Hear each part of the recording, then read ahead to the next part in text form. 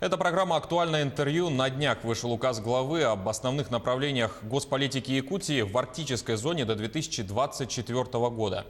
Между тем, завершается и первая неделя дистанционного обучения школьников. На эти темы мы поговорим с председателем постоянного комитета Ил-Тумен по науке, образованию, культуре, СМИ и делам общественных организаций Феодосией Габышевой. Феодосия Васильевна, здравствуйте. Здравствуйте. Касаемо указа, в нем дано поручение обеспечить запуск программы «Учитель Арктики». Есть также пункт о организации проектов «Дети Арктики». Как планируется реализовать эти поручения? Ну, во-первых, я хочу сказать и обратиться к телезрителям. Сейчас время, конечно, тревог. И очень надеемся, что это коронавирус мы победим. А с другой стороны, конечно, и должны думать, да, именно строить достойное будущее. Я именно с этим указом связываю именно достойное будущее, потому что Арктика – это все равно перспектива развития. Исходя из стратегических приоритетов Российской Федерации в Арктике, вот подписан этот указ. Хочу обратить на 4 момента, да, то, что касается непосредственно образования, науки, культуры и так далее. В этом отношении хочу сказать, во-первых, это повышение качества жизни. Это касается всех жителей, непосредственно, конечно, не только тех, кто живет в Арктике, конечно, это касается всех жителей республики. В целом, можно сказать, нашу республику арктической территории. А во-вторых, хочу сказать, что развитие инфраструктуры – это и транспорта. В первую очередь, это, конечно, то, что касается воздушного, наземного, водного транспорта, все виды транспорта. Это строительство, это, конечно, ликвидация аварийного жилья и так далее. То, что, конечно, будет способствовать повышению качества жизни. Да? И то, что сейчас ставится вопрос подключения именно домов к центральному отоплению. Но я считаю, что эти направления очень перспективны. Следующее, на что хочу обратить внимание, это, конечно, вопросы экологии. Но здесь я останавливаться не буду, но, с другой стороны, с развитием Северного флота и так далее, эти вопросы особо еще будут актуализированы. Хочу обратить внимание на проекты, которые реализованы в нашей республике. Это то, что касается в целом Арктики, да, это учителя Арктики. В свое время мы еще в 2006 году приняли такую программу обеспечения жильем учителей, молодых учителей до 35 лет, которые направляются именно для работы в арктические районы. Сегодня хочу сказать, благодаря этому проекту, этой программе, мы сократили нехватку педагогических кадров именно в арктических районах. Я очень надеюсь, что эта программа еще дальше будет развиваться именно в рамках проекта «Учитель Арктики». Об этом Айсен Сергеевич Николаев, наш Илдархан, сказал и на августовском совещании работников образования. А далее здесь, конечно, будет ставиться вопрос и компетенций, и ИКТ-компетенций, информационно-коммуникационных технологий, да, чтобы наши учителя, как время показало, но некоторые испытывают трудности, как в нестандартных условиях перейти к дистанционному образованию. Поэтому на этот вопрос и подготовка многопрофильных учителей. Но эти вопросы и перспективы будут реализоваться в рамках проекта «Учителя Арктики». Это, конечно, и оплата проездных, оплата коммунальных услуг, включая руководителей образовательных организаций и так далее. А следующее – это проект «Дети Арктики», который именно инициирован Республикой Саха-Якутия. Этот проект имеет перспективы. Я хочу обратить особое внимание на такие направления, как охрана здоровья детей. Мы должны именно профилактические меры проводить, организовать достойный круглогодичный отдых и оздоровление детей для их развития. А следующее – это, конечно, в новых реалиях, в новых условиях именно создавать условия для цифрового равенства.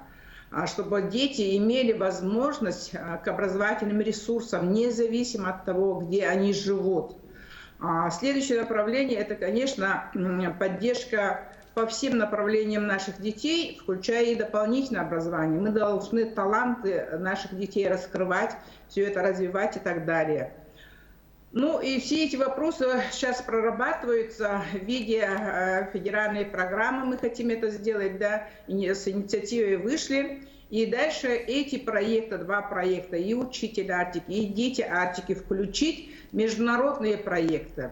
Международный проект еще хотим, конечно, включить, и работа серьезная в этом отношении проводится, и достаточно объемная работа, можно сказать, именно по цифровизации языкового разнообразия, культурного наследия. В этом отношении то, что Северо-Восточный федеральный университет делает, наши научные институты это все делают, и дальше вот это направление будет, конечно, развиваться. И я хочу сегодня, пользуясь случаем, тоже сказать работникам телевидения, радио, которые собирают фонды, именно очень богатый фонд у нас есть в наших архивах НВК Саха, также нашего национального радио НВК. Следующий проект – это международные проекты, которые будут дальше поддержаны. Это Международная арктическая школа. Именно мы хотим аккумулировать все наши маленькие, большие проекты под этот проект, чтобы мы через и ЮНЕСКО, и через другие международные организации могли выйти на международный стандарт образования. По международному стандарту образования проводится очень большая работа. Я хочу сегодня поблагодарить те вузы, которые именно готовят нам кадры для работы именно в арктических улусах, районах, да, это наши вузы, конечно, Северо-Восточный федеральный университет, Арктический государственный институт культуры и искусств, это у нас Якутская государственная сельхозакадемия, это Институт физкультуры и спорта в Чурапче, и, конечно, это наша высшая школа музыки. Они все готовят хорошие кадры, которые сегодня востребованы. А также хочу сказать, что учреждение среднего профессионального образования сегодня тоже ориентировано на подготовку кадров, именно востребованных в современных условиях Арктики. Ну, скорее так отвечу, наверное, на этот вопрос. Перспектива есть, и мы должны уже расширять свои горизонты, чтобы быстрее, в первую очередь, интегрироваться. Особенно, конечно, это наука, наша Академия наук Республики Саха-Якутия, которая сейчас именно работает над разработкой нового научно-образовательного центра «Север», да, именно соответствующее международным стандартам, международным требованиям. Именно такой амбициозный проект сегодня разрабатывается у нас в Республике Саха-Якутия.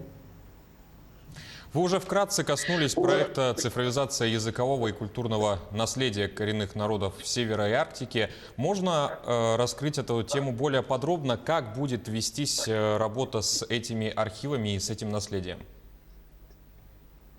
В первую очередь у нас есть законы, которые способствуют именно сохранению языков и культур народов, населяющих нашу республику. В том числе есть проект «Русская Арктика». Поэтому я хочу сказать, и географическое общество, наши научные учреждения, вузы, все подключились именно в сохранении языкового разнообразия и культурного наследия.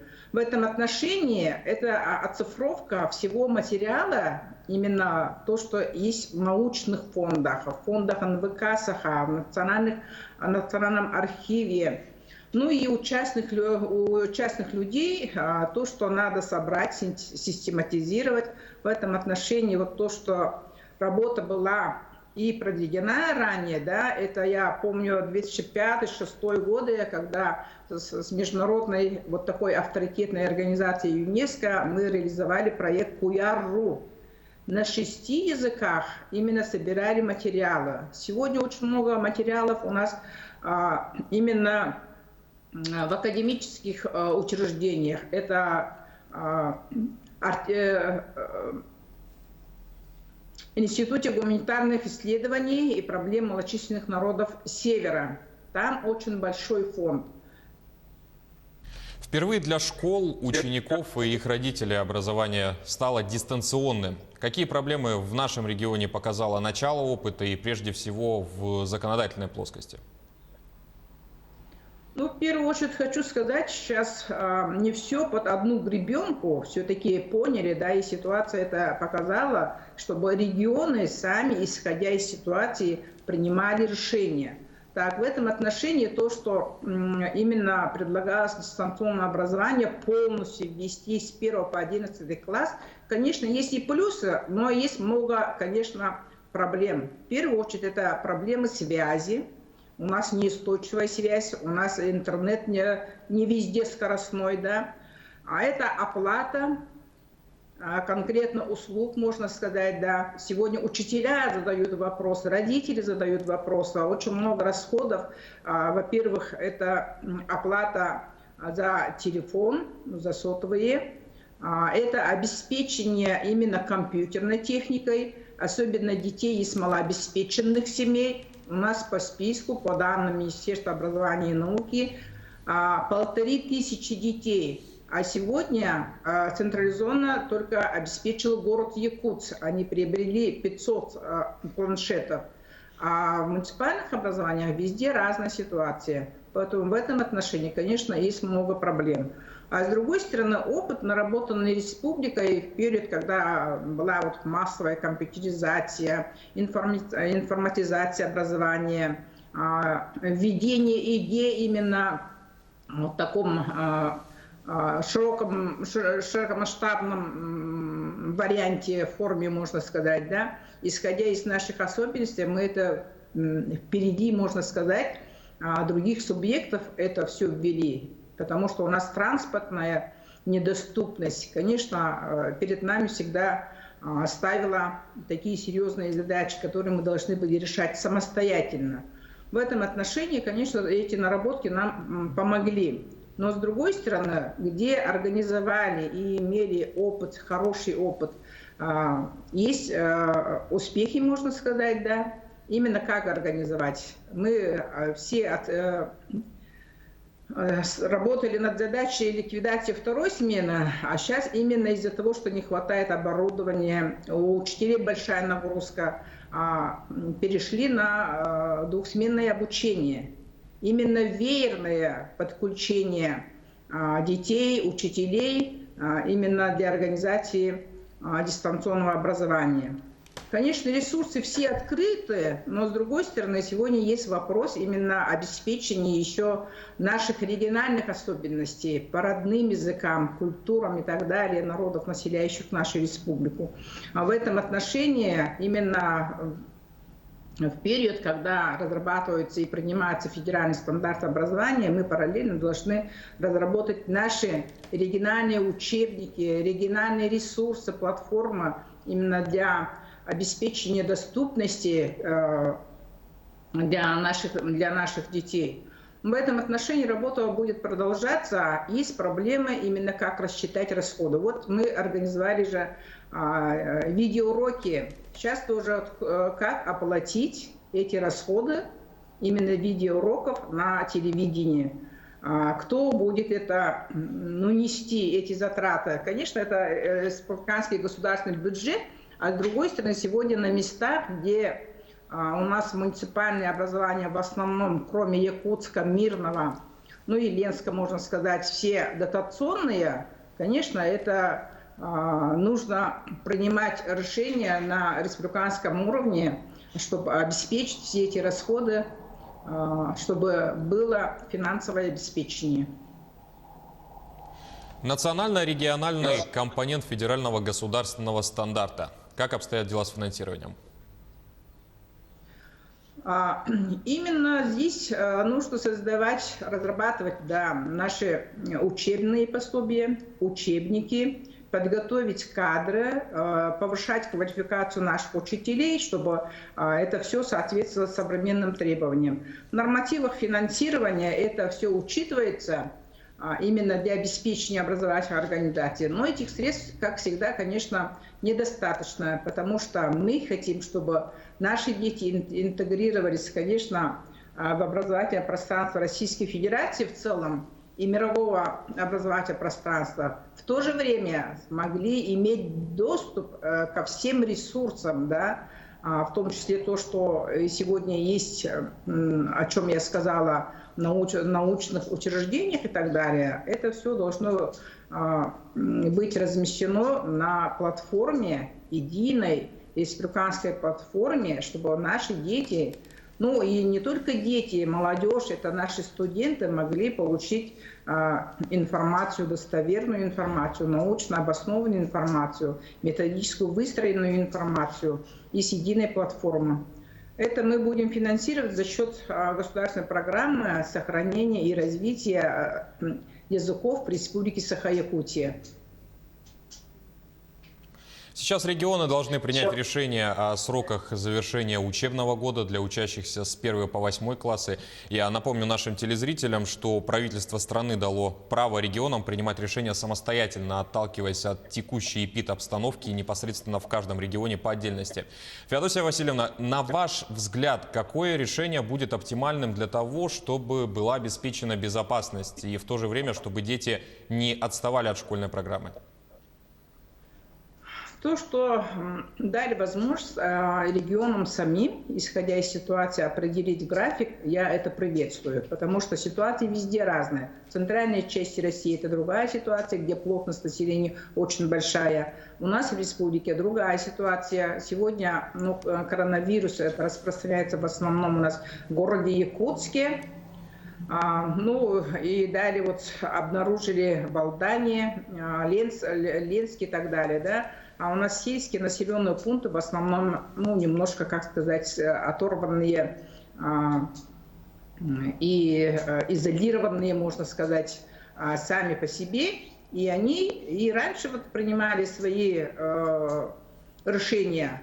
Я помню вот опыт Верхоянской средней школы, Абыйской средней школы, это Абыйского вуза, да, опыт Эбекской средней школы, Среднеколымского вуза, когда, исходя из ситуации, сами определяли график работы. Но, с другой стороны, конечно, есть общие требования. Это расписание единого государственного экзамена, да, по разным предметам, а также, конечно, это контрольные работы и так далее, да. Сейчас, я думаю, мы сами, исходя из ситуации, будем принимать решения. В мае где-то, может быть, пораньше закончить, да. Исходя из ситуации, будем принимать решения. Сейчас этот вопрос изучается, прорабатывается. Я думаю, что в течение 2 недель конкретное решение по данному вопросу будет принято. Рекомендательного характера, потому что муниципалитеты, как учредители образовательных организаций, сами будут принимать решения, но это решение они должны согласовать с Министерством образования и науки нашей республики. И, конечно, Министерство образования и науки нашей республики непосредственно, конечно, согласовывает свои действия с федеральными министерствами, в первую очередь с Министерством просвещения, Министерством высшего образования и науки. Есть регионы, которые уже перешли на свой график, да, на индивидуальный график. Допустим, сегодня есть информация, что Хабаровский край сам определил график, и они детей будут с конца апреля, начала мая именно отпустить, можно сказать, на летние каникулы. Но при этом они будут, конечно, регулировать программу и непосредственно иметь обратную связь, чтобы не было пробелов в знаниях детей. Что вы можете еще сказать о мерах, принимаемых в борьбе с коронавирусной инфекцией на сегодня? В первую очередь я хочу поблагодарить волонтеров, предпринимателей, меценатов, попечителей, которые оказывают оперативную помощь населению. Поблагодарить именно средства массовой информации, которые именно дают достоверную, оперативную информацию для населения. Действительно, информирован, вооружен. В этом отношении, конечно, всем нам, все ветви власти, все уровни власти, население, общественные организации и каждый человек, если будем все вместе действовать и бороться против коронавируса, тем скорее мы получим хороший эффект и возвратимся в наш обычный режим. Феодосия Васильевна, благодарим вас за разговор и плодотворной вам работы. Спасибо.